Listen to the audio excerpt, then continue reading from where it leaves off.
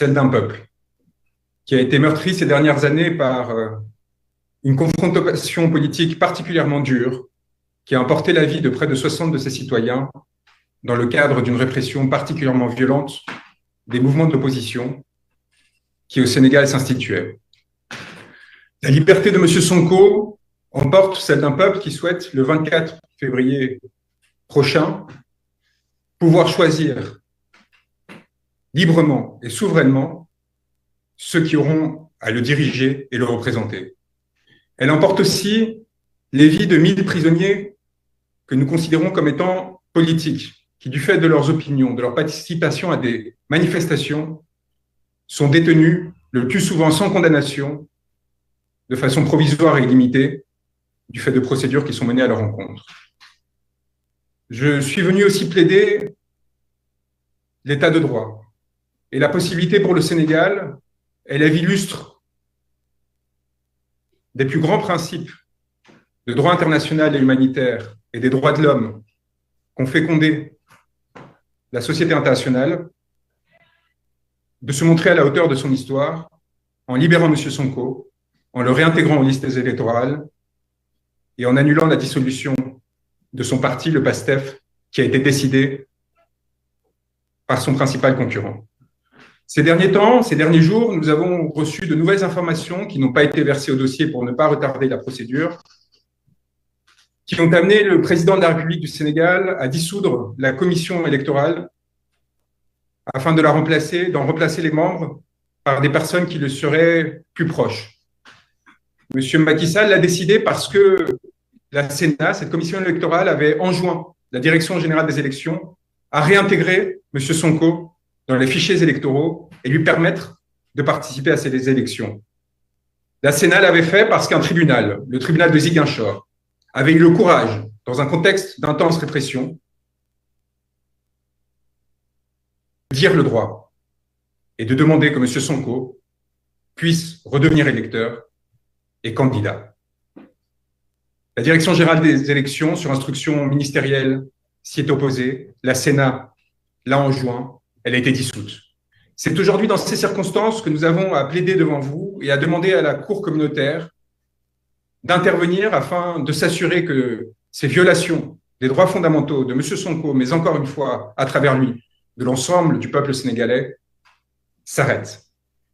L'urgence nous apparaît manifeste et évidente. La nécessité de se prononcer en référé, en procédure accélérée également. Nous sommes à quelques semaines de la déclaration par le Conseil constitutionnel des listes de candidatures qui vont permettre à certaines personnes de se présenter à l'élection de février 2024. Sans votre décision, messieurs de la Cour, il sera impossible à M. Sonko de se présenter.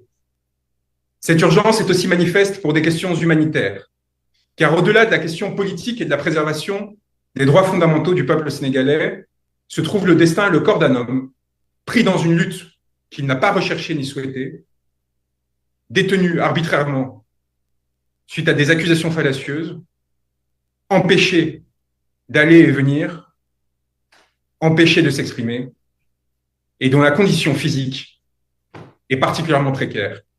M. Sonko a eu le courage, en effet, de faire 2 grèves de la faim. La première l'a porté au bord de la mort. Le 17 août 2023, un certificat médical établissait que celui-ci tombait dans un coma profond, avec un coefficient de Glasgow de 3 sur 15, lui laissait 7% d'espérance de vie. Il a survécu, messieurs de la Cour. Il a survécu, et quelques semaines plus tard, pourtant, il a eu le courage à nouveau pour protester non seulement de sa condition, mais également de celle de détenues femmes, dont Fana Fleur, elles aussi détenues pour des motifs politiques. Pour protester de leur détention, il a à nouveau participé à cette grève de la faim, ce qui l'a amené à perdre connaissance et à se retrouver dans l'impossibilité de tenir des propos cohérents, comme l'a attesté là encore non seulement un certificat médical, mais le directeur de l'administration pénitentiaire lui-même, dans un courrier qui a été adressé à Madame la ministre de la Justice.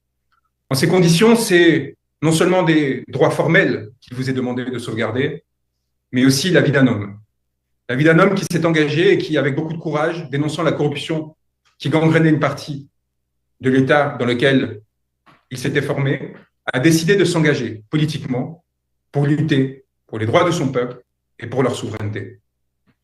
Il apparaît que, au sein du contexte actuel, dans les institutions sénégalaises, nous avons été l'objet d'un certain nombre de mesures qui nous ont empêchés de défendre M. Sonko, qui ont empêché à M. Sonko de faire respecter le droit et qui, enfin, aujourd'hui, menacent, au-delà de sa situation et de ses circonstances, la stabilité du pays dans son entier. Non pas car des opposants chercheraient à le déstabiliser, loin de là, mais simplement parce que lorsqu'un État cesse de respecter ses propres règles, lorsqu'un État cesse de respecter son propre droit, son autorité s'affaisse et les risques de désobéissance, de corruption et donc d'effondrement se multiplient. En faisant autorité, votre Cour, par sa décision, et en le faisant à court délai, de façon à s'assurer que la compétition électorale du 24 février 2024 puisse se dérouler en respectant les droits de chacun, la Cour peut-être participera à sauver un État qui ne mérite pas cet effondrement et dont l'effondrement déstabiliserait lourdement la région et bien au-delà le continent. Je vous remercie donc, et je veux remercier la Cour sincèrement de la diligence avec laquelle elle a accepté de recevoir la requête que nous avons préparée avec notre estimable confrère Clédor Cirelli, et nous espérons et nous vous prions d'entendant ces mots, prendre les décisions qui s'imposent, permettre à M. Sonko d'être libéré sans craindre qu'il vous soit reproché une quelconque partialité ou ingérence, car c'est au contraire pour s'assurer de la neutralité et d'impartialité du processus électoral que nous avons décidé de vous saisir. C'est donc encore une fois, et pour achever, avec honneur, avec émotion, que pour la première fois devant cette cour estimable, il vous est prié, au nom du peuple sénégalais, de rendre à M. Sonko ses droits, sa liberté. Je vous remercie, Monsieur le Président. Merci, Maître Branco. Maître Clédor Cirelli, vous avez encore 15 minutes, hein, que je vois.